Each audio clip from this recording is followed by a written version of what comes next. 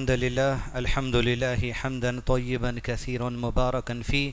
الحمد لله عدد ما خلق، والحمد لله ملء ما خلق، والحمد لله عدد كل شيء، والحمد لله عدد ما في السماوات وما في الأرض. اللهم صل وسلم على نبينا محمد وعلى آله وصحبه وسلم تسليما كثيرا. رب اشرح لي صدري ويسر لي أمري واحلل عقدة من لساني يفقهوا قولي. حاضرین مجلس، بالخصوص ہمارے معزز مہمان خصوصی مولانا غیاث الدین رشادی صاحب کا ہماری اس مجلس میں پہلی مرتبہ استقبال ہے. اس امید کے ساتھ بھی آگے بھی انشاءاللہ آپ سے ایسے موضوعات پہ ملاقات ہوتے رہے گی.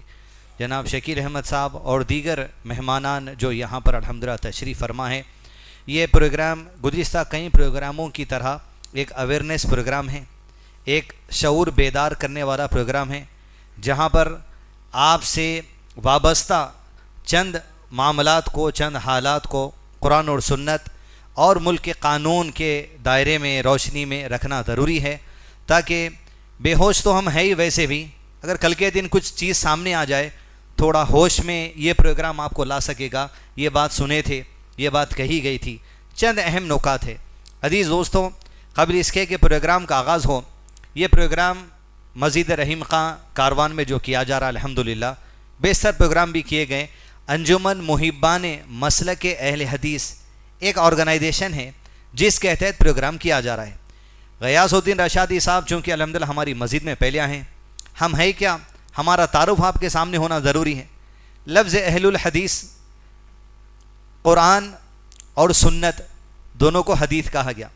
قرآن میں اللہ عز و جل نے لوگوں سے چیلنج کیا، ان لوگوں سے جو قرآن جیسی کتاب لانے کا دعویٰ کر رہے تھے. اللہ نے کہا حدیث من مثلی، ایک جیسی ایک بات لے کر آ جاؤ. پھر حدیث آپ صلی اللہ علیہ وسلم کا قول، آپ کا عمل، آپ کا فعل، آپ کی خاموشی، آپ کی مسکراہٹ، آپ کی ناراضگی سے چہرے کا رنگت بدل جانا، سب کچھ حدیث کا حصہ ہے. جتنے نوجوان الحمدللہ یہاں بیٹھے ہیں، کوئی جماعت جمعیت اہل حدیث کا ممبر بھی ہو سکتا ہے، ممبر نہیں بھی ہے، لیکن اس مسلک کی محبت میں بیٹھے ہیں جو مسلک قرآن اور سنت پر مشتمل ہے، ان کے راستے پر جو اللہ کے نبی صلی اللہ علیہ وسلم کے محبوب ترین لوگ اصحاب محمد صلی اللہ علیہ وسلم ہیں. یہی اہل الحدیث کا تعارف ہے. اسی منہج کو لے کر الحمدللہ دنیا میں ملاقات کرنا، بات کرنا، قرآن اور سنت کی بات پہنچانا، اتحاد قائم کرنا ہمارا مقصد ہے. الحمدللہ اسی مقصد سے کام کیا جا رہا ہے. آپ کا استقبال ہے اور آپ کے شکر گزار ہے الحمدللہ جو آپ الحمدللہ ہماری دعوت پہ لبیک کہے ہیں.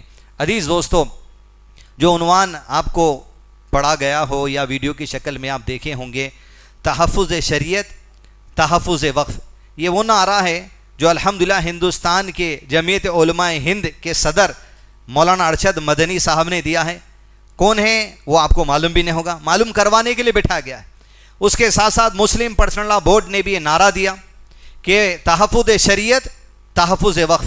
میں پہلی بار جب یہ موضوع پڑھا تو تعجب کرا، یہ شریعت اور وقف دونوں کا تعلق یہ لوگ جوڑ دیے کیسا، کیونکہ اہل علم ہیں، علماء ہیں. بعد میں جب ہم تحقیق کرے تو اہل علم نے کہا وقف کر دینا یہ عبادتوں میں سے ایک عبادت ہے، ایک عبادتوں میں سے ایک عبادت ہے. اس لیے کہ اللہ کے نبی صلی اللہ علیہ وسلم نے ارشاد فرمایا، بندہ جب دنیا سے چلا جاتا ہے تین چیزیں چھوڑے چلا جاتا ہے، جس میں ایک چیز یہ ہے صدقہ جاریہ، جو چیز قوم کے لیے، لوگوں کے لیے فائدہ پہنچانے والی اپنی موت سے پہلے دنیا میں چھوڑ کر چلا گیا، یہ وقف ہو گیا، یہ اس کے لیے صدقہ جاریہ ہے. اور یہ صدقہ کر دینا عبادتوں میں سے ایک عبادت ہے. یہ وقف کیا ہے، کیا وجہ سے وقف امینڈمنٹ بل آ رہا ہے، کیا وجہ ہے؟ یہ اللہ عز و جل کی خوشنودی حاصل کرنے کے لیے، رضا حاصل کرنے کے لیے مسلمان روزے بھی رکھتا، صدقہ کرتا، خیرات کرتا، اسی میں سے وقف کر دینا بھی ایک عبادت ہے، جو الحمدللہ اس بڑے پیمانے پر یہ عبادت کو انجام دیا گیا ہے. ہندوستان، یہ ہمارے ملک کی سرزمین پر ہمارے اسلاف جو گزرے ہیں، جو یہاں بادشاہی کرے ہوں گے، حکومت کرے ہوں گے، یا بعد والے لوگ آئے ہوں گے، ایسے بڑے پیمانے پر عبادت کی گئی ہے یہ کہ آج اس عبادت سے لوگ تعجب زدہ ہیں. یہ کیسی عبادت ہے جو آج بلینوں کی شکل میں دنیا کے اندر ان کے سامنے جو سو مال کی اہمیت کے سامنے پیش ہو گئی. لوگ صرف دنیاوی فائدہ دیکھ رہے ہیں. اتنی بلینز کی جائیداد، اتنی بلینز کی جائیداد مسلمانوں کے پاس آج، ان کی ملکیت میں، قوم کی ملکیت، یہ آخرت میں کس درجے کا جو اجر و ثواب ان کو پہنچانے والی ہے یہ ان کو احساس نہیں ہے. لیکن ایک بہت بڑی دور اندیشی کے ساتھ بہت بڑا فیصلہ دے کر گزشتہ اسلاف جو گزرے ہیں انہوں نے بہت بڑی جائیدادوں کے علاوہ بہت ساری چیزوں کو اللہ کی راہ میں وقف کر دیا. یہ وقف کا مقصد کیا ہے؟ وقف کا مقصد یہ ہے آنے والے مسلمانوں کی جو پیڑھیاں ہیں جو قومیں ہیں وہ فائدہ اٹھانا. کن چیزوں سے؟ ان وقف کی جگہوں پر مساجد بنا کے عبادت کا فائدہ اٹھانا, ان وقف کی جگہوں پہ قبرستان بنا کر جو سو مردوں کو دفن کر کے اس کا فائدہ اٹھانا, ان وقف کی جگہوں پہ مدارس بنا کر اللہ کے دین کی تدریس کرتے ہوئے اس کا فائدہ اٹھانا, ان وقف کی جگہوں پر لوگوں کے لیے گھر کو بنا کر لوگوں کو جو سو آباد کر دینا, ان وقف کی جگہوں پر جو سو کاروبار کروا کر اس سے آنے والا فائدہ, اس سے آنے والی آمدنی کے ذریعے مسلم قوم کی فلاح و بہبود کے لیے اس جو سو پیسے کا استعمال کرنا, ڈھیر ساری چیزیں ہیں. لیکن عزیز دوستو اس وقت جو آپ سنیں گے وقت امینڈمنٹ بل یا ایکٹ جو لایا جا رہا ہے پارلیمنٹ میں, جس کو الحمدللہ بر وقت مسلم پرسنل لا بورڈ اور آل انڈیا جمعیت علماء ہند کی آواز اٹھانے کی وجہ سے اس ونٹر سیشن میں جو پارلیمنٹ چل رہا ہے پس پوچھ ڈال دیا گیا یہ کہہ کر کے آگے دیکھا جائے گا. الحمدللہ پہلی جیت اور کامیابی ہو گئی, پہلی جیت اور کامیابی ہو گئی, پیچھے ڈال دیا گیا. حالانکہ 1.5 سے 2 مہینے اس کے اوپر ایک کمیٹی بٹھائی گئی تھی جس پہ پوری ہندوستان پر سے مشورے کیے گئے, لیکن پارلیمنٹ میں جب بات آئی تو کہا گیا بعد میں دیکھیں گے. یہ جیت ہے الحمدللہ ہمارے اسلاف کی اور مولانا ارشد مدنی صاحب کی الحمدللہ دور اندیشی, آپ کی ہمت, آپ کی جرت جو لے کر الحمدللہ پورے علماء ہند کو لے کر آپ نے فیصلہ کیا, یہ چھوٹی جرت کا ایک بہت بڑی کامیابی ہے. عزیز دوستو اب آگے کیا؟ یہ وقف ہے کیا؟ کیوں کیا جاتا؟ کیا معاملات ہے؟ کیسے ہم کو اندھیرے میں رکھا گیا؟ اب جتنا وقف کا تعارف میرے اور آپ کے سامنے اخبارات کے ذریعے ہوا, یہ سنیں وقف کی جائیداد قبضہ, ارے قبضہ کر لیا ہوگا کوئی کرنے والا, لیکن اب جو بچی ہوئی ہے اس کے اوپر کیا کرنا ہے وہ سوچئے. جو بچی ہوئی ہے اس سے اتنے پریشان ہیں دنیا کے لوگ, ہم کو تو ہوش ہی نہیں ہے. ایک آیت, ایک حدیث قرآن مجید میں اللہ نے ارشاد فرمایا, اعوذ باللہ من الشیطان الرجیم, فبأي آلاء ربكما تكذبان. عام طور پہ ترجمہ یہی کیا جاتا کہ تم اپنے پروردگار کی کون کون سی نعمتوں کو جھٹلاؤ گے. یہاں کئی چیزیں آ گئیں کہ تم اپنے پروردگار کی کون کون سی نعمتوں کو جھٹلاؤ گے, تم اپنے پروردگار کی کون کون سی نعمتوں کی ناشکری کرو گے, تم اپنے پروردگار کی کون کون سی نعمتوں کی قدر نہیں کرو گے, تم اپنے پروردگار کی کون کون سی نعمتوں کی چوری کر لو گے, تم اپنے پروردگار کی کون کون سی نعمتوں کا حق دوسرے لوگوں تک نہیں پہنچاؤ گے. سارے معنی اس کے اندر آ جائیں گے. آج وقف کے اوپر اگر کسی کی نظر ہے جائیدادوں کے اوپر ان بلینز کی, اس کے سب سے پہلے ذمہ دار ہم ہیں. فَبِأَيِّ آلَاءِ رَبِّكُمَا تُكَذِّبَانِ. یہ جو نعمت جائیداد کی شکل میں, دولت کی شکل میں قوم کے لیے رکھی گئی تھی, اس کا احساس ذمہ دار نہیں کرے. آج اس دہانے پر آ گئی, لوگ منہ اور شکنجہ کس کر ہے کہ موقع ملتے ہی مسلمانوں کو جو سو جائیداد ختم کر دیا جائے. ہم احساس نہیں کر لیا اس کا. دوسری چیز, ہر فرض نماز کے بعد اہل الحدیث مسجد میں سنت پہ عمل کرنے کی کوشش کی جاتی ہے. اذکار پڑھنے کی صلاح کے بعد کے جو آپ صلی اللہ علیہ وسلم نے پڑھے اور سکھائے, اس میں ایک ذکر ہے, اللہم لا مانع لما اعطیت ولا معطی لما منعت ولا ينفع ذا الجد منک الجد. جو تو عطا کر دے اسے کوئی چھین نہیں سکتا, اور جو تو چھین لے, جو تو لے لے, دنیا کی طاقت مل کے وہ عطا نہیں کر سکتی. عزیز دوستو, اب یہ جو معاملات ہیں وقف کی جائیداد جو آپ کا حق ہے, ہمارا حق ہے, آنے والی پیڑھیوں کا حق ہے, ہم کو معلوم ہی نہیں ہے کہاں کدھر ہے, کیا ہے, کیسا ہے, کیا فائدہ اٹھانا, خالی بس سن لو, کانوں کو بات لے کے چلے جاؤ. بس جو اب ہے یہ چھیننے کی جو تیاری چل رہی ہے, یقیناً اس کے سب سے بڑے ذمہ دار ہم لوگ ہیں جو نعمت کی قدر نہیں کر لیے, وقت پہ صحیح فیصلے نہیں کر لیے, قوم کے اندر ڈسٹریبیوشن نہیں ہو گیا, قوم کی فلاح بہبود کے لیے کام نہیں ہوگا. ہم ہیں. اس کے بعد اب اللہ اگر چھیننے پہ آ گیا یہ نعمت, دنیا کی کوئی طاقت آپ سے روک نہیں سکتی. ایک گز نہیں مل سکتا آپ کو اگر اللہ یہ چھیننا چاہے. اور فرمایا آپ صلی اللہ علیہ وسلم نے, اور اللہ کے نبی صلی اللہ علیہ وسلم کی زبان سے سچ کے سوا کچھ نہیں لکھتا. کہا ابو ہریرہ لکھتا چلا جا، اس ذات کی قسم ہے جس نے ہاتھ میں محمد کی جان ہے صلی اللہ علیہ وسلم، میری زبان سے سچ کے سوا کچھ نہیں نکلتا. جب لوگ گناہوں کا ارتکاب کرنے لگ جائیں گے اللہ ان سے ان کے رزق کو چھین لے گا. رزق کیا ہے؟ ہمارے پاس رزق مطلب صرف کھانا ہے. دنیا کے زندگی کے لیے تمام وسائل کو رزق کہا جاتا ہے. یہ وقف کی جائیدادیں رزق ہے امت کا. حتیٰ کہ اہل علم نے رزق کی تفسیر میں اتنی کشادگی کر دی، انسان کو زندگی کی مصیبتوں پہ صبر کرنے کی توفیق مل رہی، یہ صبر کرنا یہ بھی رزق میں شامل ہے. اس کی ازواجی زندگی یہ ضرورت ہے، یہ بھی رزق میں شامل ہے. آج اگر یہ چھینا جانے کی بات ہے تو مسلمانوں کی زندگی، مسلمانوں کے غلط عقائد، مسلمانوں کے اختلافات، مسلمانوں کا دین کو پس پش ڈال دینا، مسلمانوں کا اللہ کے نبی صلی اللہ علیہ وسلم کی سنتوں کا انکار کر دینا، آج یہ اتنی عظیم بڑی بڑی نعمتیں جو علم میں بھی نہیں تھی اب آئی علم میں. جب سے وقف امینڈمنٹ بل کا معاملہ آیا یہ چھیننے کے دہانے پر ہے. یہ یاد رکھیے آپ، اگر چھینی جائے گی تو اللہ کے حکم سے، اور اگر ظالمانہ چھینی جائے گی اللہ کی طرف سے تو اجر ملے گا، لیکن گناہوں کی وجہ سے چھینی جائے گی تب تو یہ اللہ کے نبی صلی اللہ علیہ وسلم نے کہہ دیا تمہارے گناہوں کے وبال میں رزق کو اللہ چھین لے گا. کتنے بڑے وسائل، کیا بڑے وسائل ہیں. آج یہ دوستو، عزیز دوستو، یہ جو وقف کا معاملہ ہے اس کی صحیح نہ رہنمائی کی گئی، نہ انٹروڈکشن کیا گیا، نہ ہمارے وہ جو ذمہ دار جیسے جیسے تیسے گزرے حق ادا نہیں کرے قوم کا. آج تعجب کی بات ہے، امام ترمذی کا قول دے کے بات کروں ورنہ اختلافی مسئلہ نہیں ہو جانا. اور غیاث صاحب یہ جو مسجد ہے آپ کو جو دکھ رہی، دنیا کے لوگ منتظر رہتے یہاں کا ویڈیو آنے کے لیے، تو آپ کی بات بہت اہم پیغام یہاں سے جانا ہے انشاءاللہ. یہ جو وقف کا معاملہ ہے کہ جو ذمہ دار جیسے تیسے گزرے، امت کو صحیح انٹروڈکشن نہیں دیا گیا، فائدہ نہیں دیا گیا.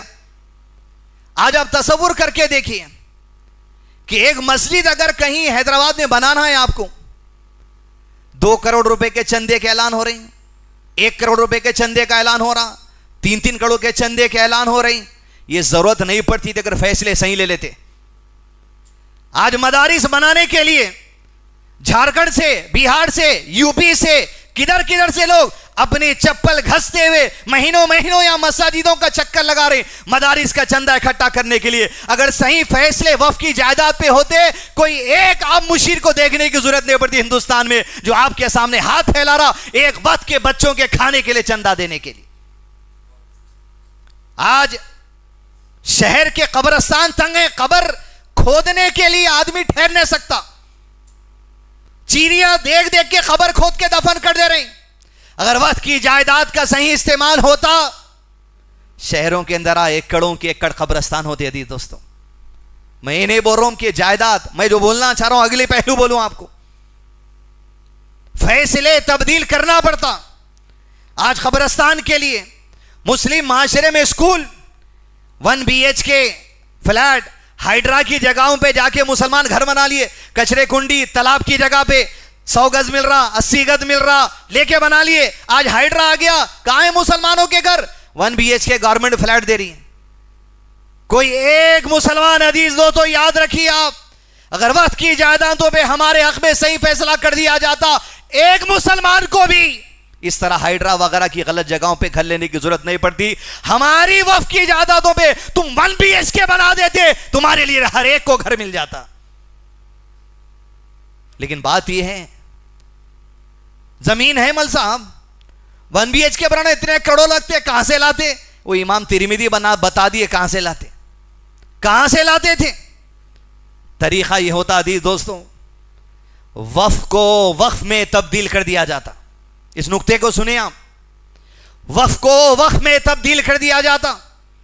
کتنے ایکڑ جگہ ہے؟ ہزاروں ایکڑ جگہ جنگلات میں. کہاں پڑی ہوئی جگہ آپ کو علم نہیں ہے. قبضہ کرنے والے قبضہ کر دیے، مال بنانے والے مال بنا دیے، کھا جانے والے کھا دیے، پلاٹنگ کرنے والے پلاٹنگ کر دیے. لیکن عزیز دوستو، اگر صحیح وقت پہ فیصلہ لیا جاتا، امام ترمذی کا قول کوٹ کر کے آپ کو میری بات کی طرف لے کر آؤں گا. یاد رکھو، جو جائیداد وقف کر دی جاتی ہے اسے بیچا نہیں جا سکتا. لیکن ایسی جگہ جہاں کھیتی برباد ہو گئی, لیکن ایسی جگہ جہاں بربادی آ گئی, یا جو سو لوگوں کی نظر ہے آپ کی جگہ کھا جانے کی, تو ایسی شکل میں وہاں پر وقف کی جائیداد کو فروخت کیا جا سکتا ہے, اس کی قیمت اسی طرح وقف میں لگا دی جا سکتی ہے. پھر وقف کی جائیداد کہاں ہے؟ کروڑوں کروڑوں کی جگہ ہے, ملین آپ ماپ بھی نہیں سکتے, آپ کو معلوم بھی نہیں. اگر ذمہ دار صحیح فیصلہ لے کے وہاں کی ایکڑوں کی جائیداد کروڑوں میں بیچ دیتے, وہی وقف کو وقف میں تبدیل کرتے. جو شہر میں وقف کی زمین ہاریزانٹل ہے 1 BHK, اس کو ورٹیکل بنا کے بولتے 500 گھر بس گئے, 1000 گز بس گئے, 5000 گز بس گئے. یہ فیصلہ نہیں لیا گیا. کیوں؟ ہمارے پاس وقف کا تصور کیا ہے؟ یا تو وقف کو اسکریپ سمجھے, جان دے رہے بھائی, یا تو وقف کو تبرک سمجھ لیے, اتنے میں چھینا بھی نہیں جگہ کو. ارے وقف تمہارے لیے ہے, قوم کے لیے ہے, قوم کے فائدے کے لیے. اگر وہ تمہارے لیے استعمال نہیں ہوا, آج سگنلوں پہ سب سے زیادہ مانگنے والے کون؟ مسلمان. قبضے کی جگہ پہ جو سو گھر بنا لیے, کچرا کنڈی پہ گھر بنا لیے, نالوں میں تالابوں میں گھس کے گھر بنا لیے, کون؟ مسلمان. کیوں؟ ارے کروڑوں کی جائیداد, ایکڑوں کی جائیداد جو تمہارا حق تھا, تم کو اس کا فائدہ پہنچا نہیں گیا. کب سے؟ کتنے کی سال سے پڑے ہوئے ہوں, پیڑھیاں پیڑھیاں چلے گئے. 400 500 600 700 سال کا ریکارڈ ملتا. 700 سال میں کتنے جنریشن, کتنے پیڑھیاں کے دنیا سے چلے گئے, کوئی فائدہ نہیں اٹھایا. زمینہ جیسے کہ ویسی ہے. اسی عزیز دوستوں, مدارس اگر کہیں بیچتے, ادھر کی جگہ وقف کو وقف میں تبدیل کرتے. آج شہروں میں چندے مانگنے کی ضرورت نہیں ہے, وقف کی جائیداد سے کروڑوں لگا کے آپ مساجد کی جگہ خرید سکتے. شہروں میں آبادی بڑھ گئی, مساجد کم ہے, مصلے کم ہے, کہاں سے لائیں گے پیسہ؟ اب کچھ ہونے والا تو نہیں ہے. گاڑی آگے بڑھ گئی. 400 500 600 سال کا ریکارڈ بھی آپ نکال لیے تو دیکھو جیسے کہ ویسے, یا تو میوزیم کی شکل, یا تو اسکریپ کی نیت کر لیے, یا پھر بہت بڑا ہی تبرک سمجھ لیے, ہاتھ بھی نہیں لگانا بول کے. امام ترمذی کا قول ہے, اس حدیث کی بنا پر تفسیر دیتے ہیں, اہل علم نے یہ کہا. کیا نہیں ہو سکتا تھا؟ لیکن عزیز دوستو, آج اب کرنا کیا ہے؟ کم سے کم یہ جائیدادوں کا صحیح استعمال ہوتا تو یہاں پر سکولز بنتے ہیں, کالج بنتے ہیں, بیواؤں کو گھر ملتا, سپورٹ ملتا, لوگوں کے لیے گھر بنتا, اس کے اوپر رہتے رہتے کرایہ وقف کو جاتا, وقت خیر کے کاموں میں لگاتے. آج شادی مبارک اسکیم میں 1 لاکھ 1.5 لاکھ دے رہے ہیں, تو لائن لگے ہوئی ہیں, لائن کونے آگے. آپ نام بھی ہمارے واسطے رکھا گیا شادی مبارک, ادھر نام الگ رہتا. مبارک مطلب ہم ٹھہرے ہوئے. اگر یہ جائیدادوں کا اگر صحیح استعمال ہو جاتا تو بچیوں کو دہیج دینے کا تو تصور ہی نہیں اسلام میں. مرد کو اتنا قدموں پہ کھڑا دیتے, کوئی دہیج کی بھیک مانگنے والا نوجوان نہیں ہوتا اگر یہ قدموں پہ کھڑ جاتا. اس کا کاروبار جم جاتا. اس کے لیے بڑے بڑے فیکٹریوں کا انتظام ہوتا, وہ جائیدادوں کو بیچ کر لوگ وہاں پر کام کرتے. کیا نہیں ہو سکتا؟ اب تک نہیں ہوا, آگے بھی شاید اس بات کی امید نہیں, اس لیے کہ اب تو شکنجے کھل گئے. اور اگر اللہ اسے چھین لینا چاہے نعمت کو, تو گناہوں کے وبال میں نعمت جا سکتی ہے. عزیز دوستو, ذمہ دار کا ذمہ دار ویسے ہوتے ہیں تو قوم کے لیے آج یہ نوبت نہ آتی فقیری غریبی دیکھنے کی. سب سے پسماندہ کون؟ حکومت کا ریکارڈ مسلمان. سب سے بڑی جائیدادیں کس کی وقف کی؟ مسلمان. ارے پھر کیا بات ہے, سب سے غریب آپ, سب سے امیر بھی آپ, وہ جائیداد آپ کے نام کی, پھر سب سے غریب آپ, تو پھر دیکھیے کتنی بڑی بے وقوفی ہے ہماری. اگر انصاف کا تقاضا, ایسے ذمہ دار گزرتے. جیسی ایک مثال, بہت بڑی مثال ہے, آج تو خیر چراغ لے کے ڈھونڈے تو کیا قیامت تک ایسا بھی نہیں ملتا. عمر بن خطاب رضی اللہ عنہ. وقف کس کو بولتے ہیں؟ ذمہ داری کس کو بولتے؟ بانٹنا کس کو بولتے؟ قوم کو قدموں پہ اٹھا دینا کس کو بولتے؟ عمر ابن خطاب رضی اللہ عنہ بحرین سے بیت المال میں کستوری آیا, اور وہ کستوری کو تول کے لوگوں میں تقسیم کرنا ہے, اور حضرت عمر کے گھر کو بھی آنے والا ہے. حضرت عمر نے کہا مجھے ایسی عورت کی تلاش ہے جو اس کستوری کو بہت انصاف کے ساتھ تولے, خوشبو, تاکہ ہر ایک کے گھر میں جائے اور اتنا ہی عمر کے گھر میں آئے. اللہ کا مال قوم کو بھی جا رہا, ان کو بھی آ رہا. قوم کی ترقی ہو رہی, قوم کا خیر ہو رہا, قوم کا فائدہ بٹ رہا. جب اعلان ہوا تو ان کی بیوی نے کہا اللہ کی قسم میں کستوری تولنے میں ماہر ہوں, یہ ذمہ داری آپ مجھے دیجیے. کس کی بیوی نے؟ عمر بن خطاب کی رضی اللہ عنہ. حضرت عمر نے کہا میں جانتا ہوں تو کستوری تولنے میں ماہر ہے, تو تولے گی بیت المال سے مسلمانوں کو برابر برابر جائے گا, پھر وہ تیرے اور میرے گھر بھی آئے گا. لیکن یاد رکھ جب تو تولے گی وہ کستوری تیری انگلیوں کو لگے گا, اور جو تیری انگلیوں کو لگے گا وہ تو اپنے بال اپنے پیٹھ پر لگائے گی. عمر کے گھر میں جو کستوری سب کے حساب سے آئے گا تیرے بال اور پیٹھ کو لگے گا اضافہ کستوری آئے گا. اسی لیے اللہ کی قسم تجھے ذمہ داری نہیں دے سکتا. یہ ذمہ دار اگر گزرتے. عزیز دوستو, آج مولانا ارشد مدنی صاحب کو تکلیف جھیلنی نہیں پڑتی. ارے جان جھوکم میں ڈال دینے والی بزرگ شخصیت, امت کے لیے اس عمر میں بھاگ دوڑ کرنے والی شخصیت, کیا وجہ ہے؟ پھر بھی اللہ ایسے ہدایت یافتہ لوگوں کو ہمارے درمیان میں رکھا جو قوم کے لیے کھڑے ہو گئے. آج عزیز دوستو احساس نہیں ہے ہمارے پاس. غیاث الدین رشادی صاحب بیٹھے ہوئے, بچپن سے ان کے بارے میں سنتے دیکھتے, ملاقات تو کم ہوئی. جو کام, یہ بات میرے نوٹ کر کے جائیے آپ, وقف کی جتنی جائیدادوں سے فائدہ حیدرآباد شہر میں امت کو ہونا تھا اتنا تو نہیں ہو رہا.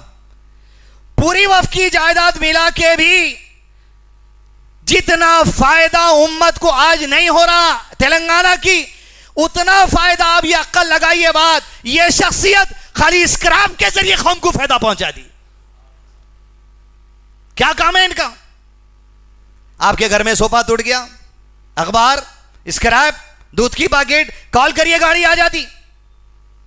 کیسا کارنامہ, بچپن سے ہم دیکھ رہے ہیں, بال آج سفید ہو گئے. آج 100 آدمی ان کے بعد جاب پہ ہیں. نیا پرانا گوڈان ہے آپ کا شیورام پلی کے پاس. آپ جو صوفے دیتے تھے 100 آدمی کام کرتے اس پہ.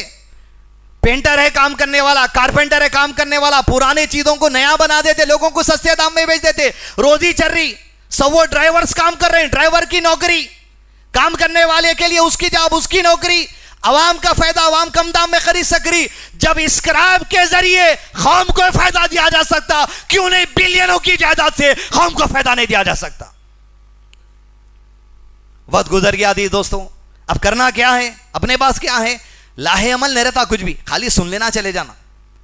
اب وقت پہ تقریر ہو رہی, میں لاہ عمل کیا دوں آپ کو کل کے لیے؟ کچھ بھی نہیں, ہوا میں باتاں. اور مقرروں کے عہدے سب سے تسکین والی بات یہ ہے, اچھا بولے ملزام, بس وہیں ختم معاملہ. لاہ عمل کچھ بھی نہیں رہتا اپنے پاس.